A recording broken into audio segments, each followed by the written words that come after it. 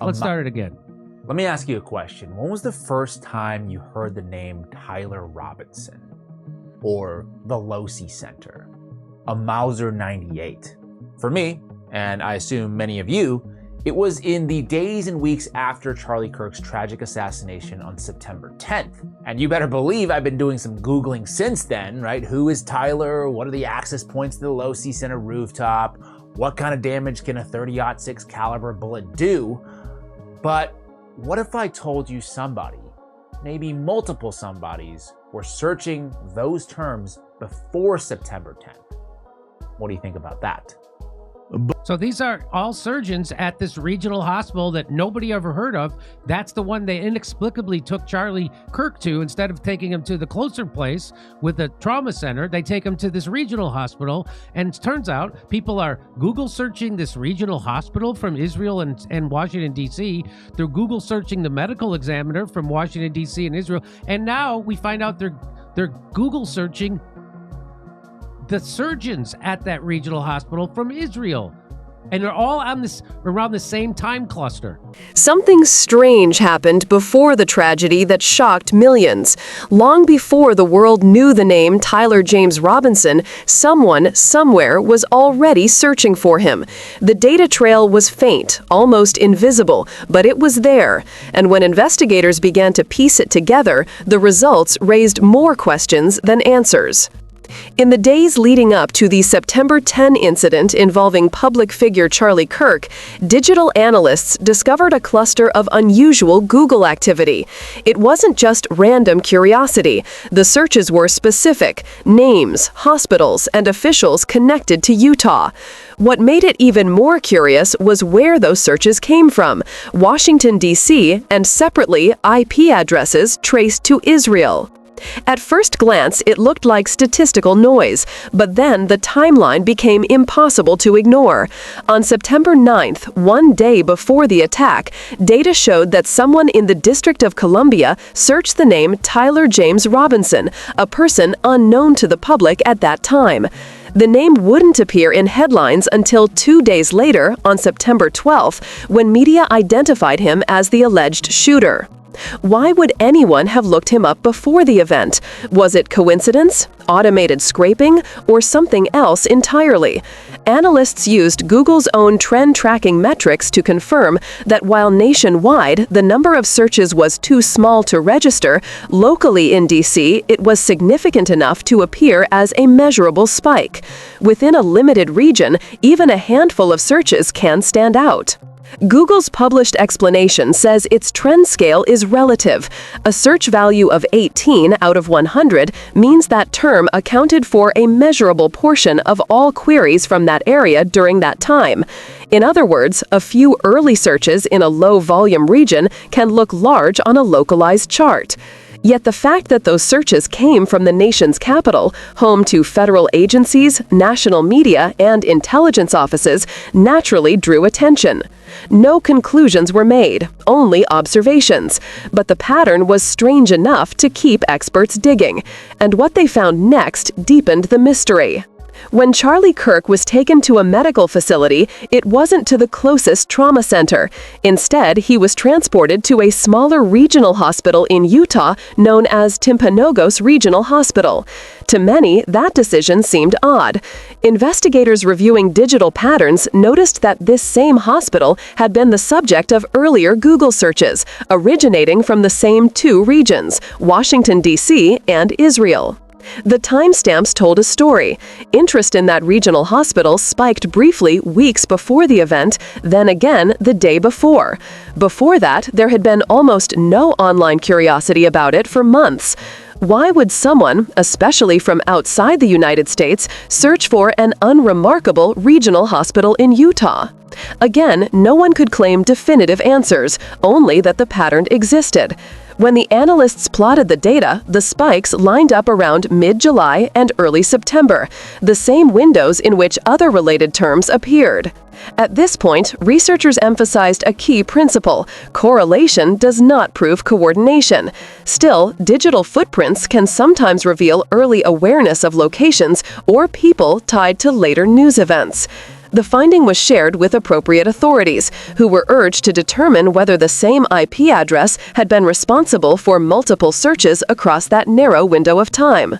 Another oddity emerged when analysts checked for searches of Utah's medical examiner. A woman named Dedra Amaro held that position. Records showed that months earlier, someone using an IP address originating from Israel had searched her name. It wasn't a common query. In fact, it appeared almost nowhere else.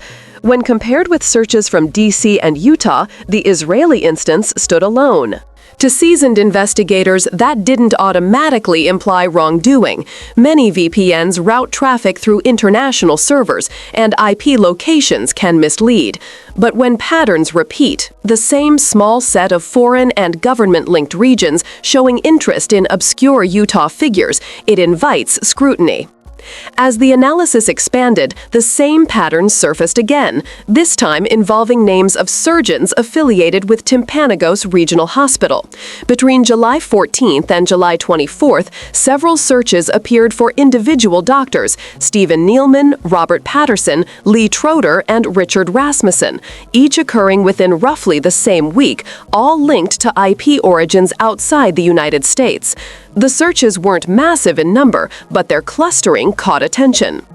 If you're following the timeline, that's nearly 2 months before the shooting. Analysts stressed that even if these were the result of VPNs, coincidences that precise are worth examining. For state investigators, the next logical step would be to verify whether those digital pings came from one user or several, and whether they shared any connection to Utah. Each new discovery widened the puzzle. First the alleged shooter's name, then the hospital, then the examiner, and finally the surgeons, all queried in the weeks or days leading up to the event. None of this proves foreknowledge, but for investigators mapping digital trails, patterns are clues, and clues demand questions. By the time these findings circulated online, they had already fueled debate. Some observers viewed them as anomalies born of coincidence. Others saw them as potential signs of institutional awareness. The truth, as always, rests in evidence, and so far, the evidence consists only of data points that invite, not answer, questions.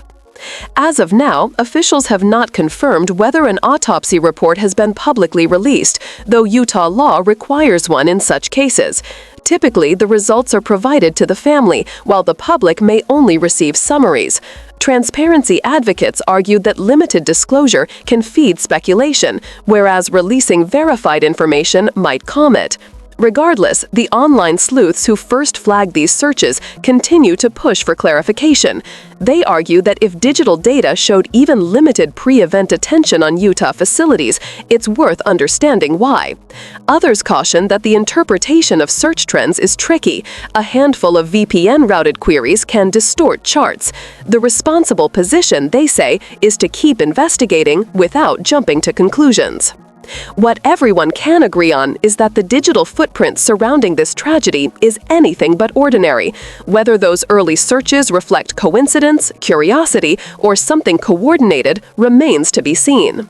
By late September, the online investigation had moved beyond speculation into structured analysis. Cyber experts, journalists, and digital forensic specialists began to replicate the findings independently. Their goal was not to accuse, but to verify whether these strange digital breadcrumbs actually existed, and they did. The first verification came from open-source Google Trends data. When search filters were adjusted to smaller regional levels, city and county instead of state, the spikes became visible. One data scientist explained that Google's threshold for displaying trends varies based on total volume. So, if only a handful of people in Washington, D.C. searched for an unusual term like Tyler James Robinson before it became public, that can still appear as a measurable spike because the baseline is so small. This simple technical fact can create the illusion of foresight when in reality it might only show that a few insiders, journalists, or even random users entered the search early. Still, because the timing aligned so closely with the real-world events, many couldn't help but wonder who those users were. Before we continue, where are you watching from? Drop your location in the comments section. This case has gone viral and global. Drop your thoughts too. Will is something you know, or maybe you are an eyewitness. We will be glad to hear from you. Like, share to loved ones, and subscribe to this true crime news channel for timely update. The question that kept surfacing was this: could someone inside the investigation, a reporter or a law enforcement officer, have searched the name after hearing it informally before it was officially released? That's possible. Sensitive information sometimes leaks in whispers long before reaching headlines. But even if that were true, the secondary data from Israel remained puzzling. Cyber analysts pointed out that many American users, including researchers and journalists, rely on VPN services that randomly assign international IPs, including Israeli nodes. In that case, the foreign searches might not have come from abroad at all. Investigators traced other keywords that appeared in the same time frame: Utah Medical Examiner, Timpanogos Regional Hospital, and Utah Trauma Surgeon. These weren't broad national searches. They were hyper-specific. Anyone typing those exact phrases would almost certainly be following or investigating the same story thread. The deeper analysts dug, the more they began to see the pattern as possibly procedural rather than conspiratory. Perhaps professionals preparing for press releases, hospital statements, or law enforcement briefings. Still, no one could say for certain. The data told only what was searched, when, and roughly from where, not why. Then came another layer of complexity: the names of the surgeons. Dr. Stephen Nealman, Robert Patterson, Lee Trotter, and Richard Rasmussen all worked or had associations with Timpanogos Regional Hospital. Records showed that their names appeared in online search logs during mid-July, weeks before the event. One possible explanation was medical research or credential checks, something journalists, insurance analysts, or even AI training bots might perform automatically. Another was coincidence, but when the same regions, DC and Israel, appeared repeatedly, it was hard not to take notice. Data investigators were careful not to draw conclusions, instead framing their findings as anomalies requiring context. It was context, not speculation, that mattered. Each data point raised legitimate investigative questions. Who was behind those early searches? Were they automated, human, or AI-driven? And if human, did they have early awareness of names or locations tied to the case? Even though none of the digital patterns proved prior knowledge, the findings did underline something important about the modern information ecosystem. Almost nothing happens in isolation anymore. Every online query, no matter how small, can leave a footprint in global data. Meanwhile, attention turned to official channels. Utah's Office of the Medical Examiner confirmed that the autopsy process follows a standardized state protocol: a full internal and external examination, toxicology, and peer review before public release. In cases that attract national attention, those reports can take weeks or months. Legal analysts explained that speculation fills the gap whenever official silence drags on. The only reliable solution is transparency. Without timely updates, digital patterns like these can easily be misunderstood, repackaged, and shared as evidence of intent or conspiracy. In other words, even if every odd Google search was a coincidence, the failure to communicate official facts quickly enough allowed uncertainty to thrive. That uncertainty then spread across online forums, sparking more searches, which ironically created new data spikes that looked even more suspicious. Experts familiar with digital forensics urged calm.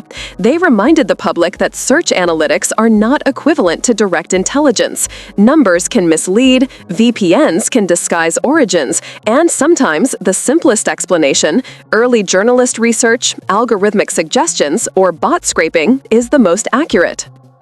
Still, even skeptics acknowledge that the overlap of timing was remarkable.